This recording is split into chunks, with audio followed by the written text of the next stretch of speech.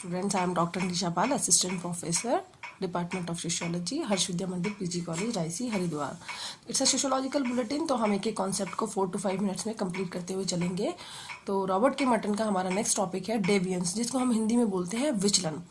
विचलन की बात इमाइल दरखाइम ने भी की है, लेकिन इमाइल दरखाइम ने बोला कि जितने भी संस्थागत नियम हैं, जो भी सोसाइटी को चला रहे हैं, जितनी भी ऑर्गेनाइजेशन बनाए रखने में जितने भी नियम हैं, यदि हम उनको फॉलो नहीं करते हैं तो दैट इज कॉल्ड विचलन। Okay, that is called deviant.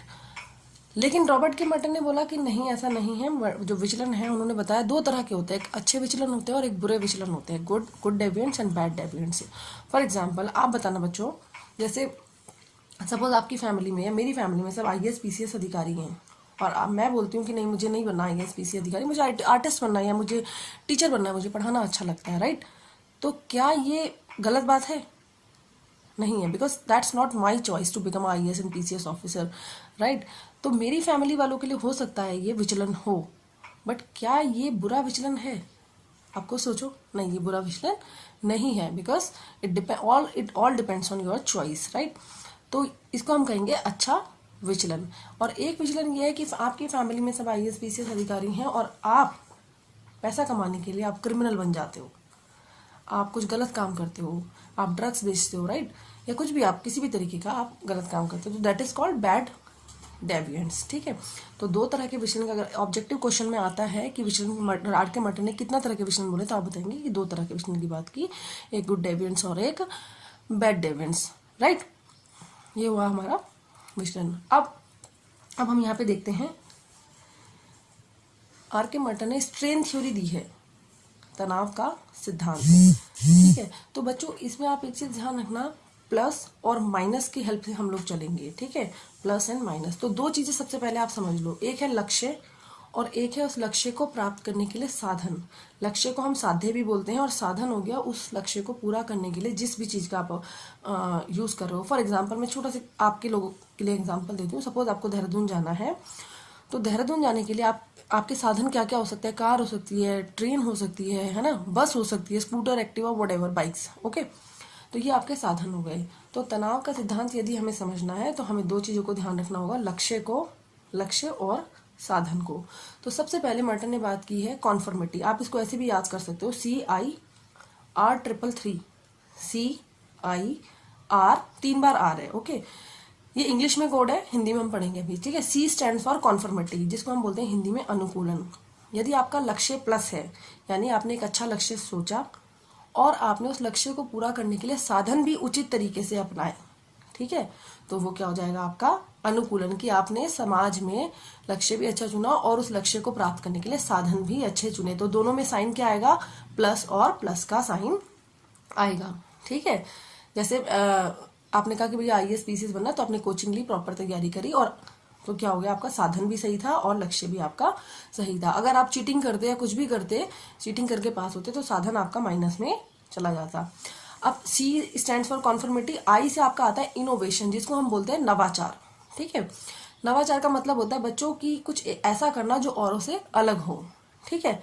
अब आपने लक्ष्य तो चुन लिया, क्योंकि सोसाइटी आपको लक्ष्य दे देती है कि भैया IAS अच्छी जॉब है, PCS अच्छी जॉब है ना, असिस्टेंट प्रोफेसर बनना अच्छी जॉब है। तो आपने एक लक्ष्य चुन लिया कि मुझे असिस्टेंट प्रोफेसर बनना है, पर आपने बोला कि नहीं भाई, मैं इस तरीके से नहीं बनूंगा, या फिर आपने सोचा कि मुझे पैसा कमाना है बहुत, तो जरूरी नहीं है मैं टीचर बनूं या PCS अधिकारी बनूं या कोई भी गवर्नमेंट जॉब करूं, ब्यूरोक्रेट्स की, मैं कुछ और भी कर सकता हूँ। मैं यूट्यूबर बन के जॉब कर सकता, मैं पैसा कमा सकता हूँ, मैं टिकटॉकर बन के पैसा कमा सकता हूँ, राइट?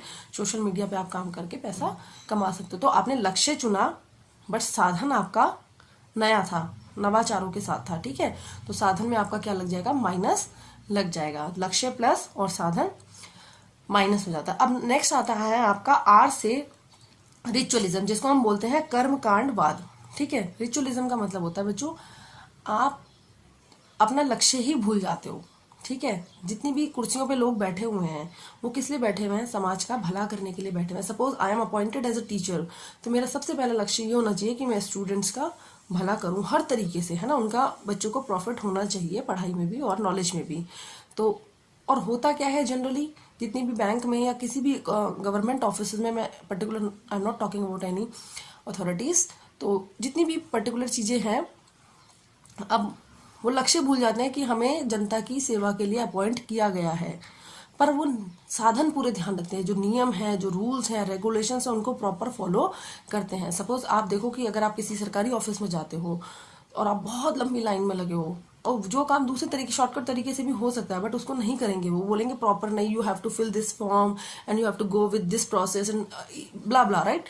तो आपको वो सारी चीजें फॉलो करनी पड़ेगी।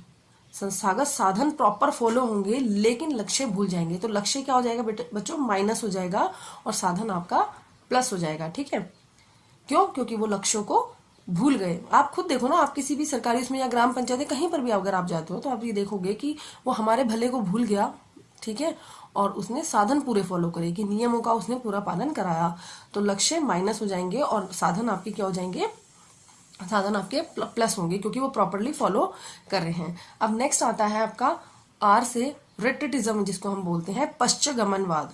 ठीक है, इसमें क्या होता है बच्चों, ना तो लक्ष्य होते हैं और ना ही साधन होते हैं।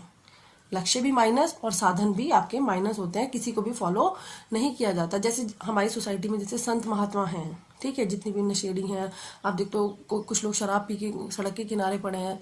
इस तरह के जो लोग होते हैं, उन्हें सोसाइटी में ना तो किसी लक्ष्य से मतलब होता है और ना ही किसी तरीके के उन्हें संस्थागत साधनों से किसी भी प्रकार का मतलब होता है। ठीक है, तो लक्ष्य भी माइनस और साधन भी माइनस होते हैं। नेक्स्ट आता है आपका आर से रिबेलियन, जिसको हम बोलते हैं विद्रोह।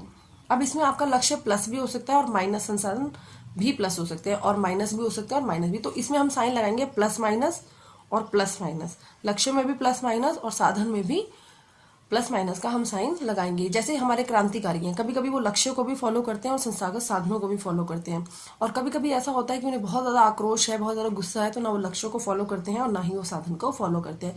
तो आप इसमें जो साइन लगाओगे, कैसे लगाओगे, प्लस और माइनस। इधर संसाधन में भी आप क्या, संस्थागत साधन में भी आप क्या लगाओगे, प्लस, और उसके नीचे आप लगाओगे माइनस। तो ये था मर्टन का strength theory. Thank you so much, wish you all the best.